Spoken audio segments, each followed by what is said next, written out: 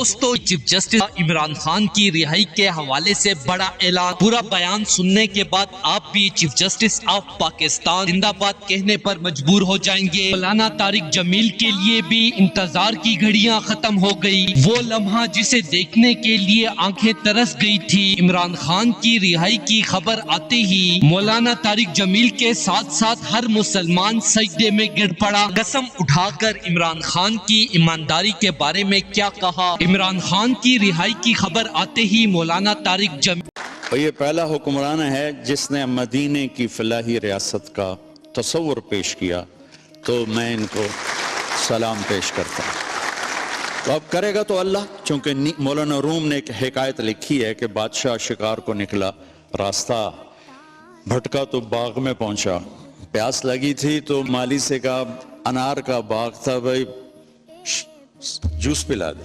اس نے ایسے نچوڑا ایک انار تو پورا گلاس بھر گیا۔ تو بادشاہ کے دل میں آیا کہ اس پر تو ٹیکس لگنا چاہیے، یہ ٹیکس فری کیوں ہے؟ تو اس نے کہا ایک اور پلا۔ اس نے دوسرا نچوڑا تو گلاس آدھا ہوا۔ تو بادشاہ نے کہا پہلے بھر گیا اب آدھا۔ کہنے لگا یہ لگتا ہے بادشاہ دی نیت خراب ہو گئی ہے۔ تو بادشاہ نے دل ہی دل میں کہا یا اللہ میری توبہ، میں نہیں ٹیکس لگا تھا۔ کہا بھئی ایک اور پلا۔ اس نے پلایا تو پھر پورا بھر گیا۔ تو اس نے کہا اب کیوں پورا بھر گیا؟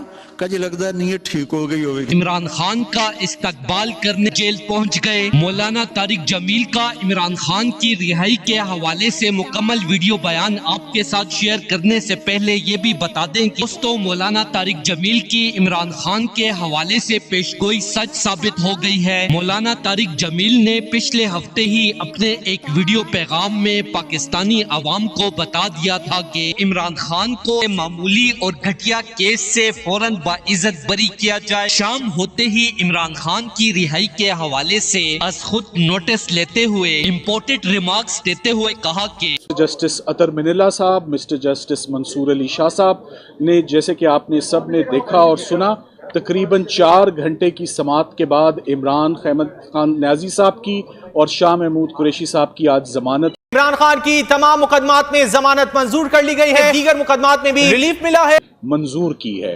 As far as the past is concerned, that's a different matter altogether. So committee being cognizant of this law will try that in 1843 دوستو اس حوالے سے اپنی رائے کا اظہار کامنٹ سیکشن میں دیں۔ ویڈیو اچھی لگے تو لائک کریں اور اس چینل کو سبسکرائب کریں۔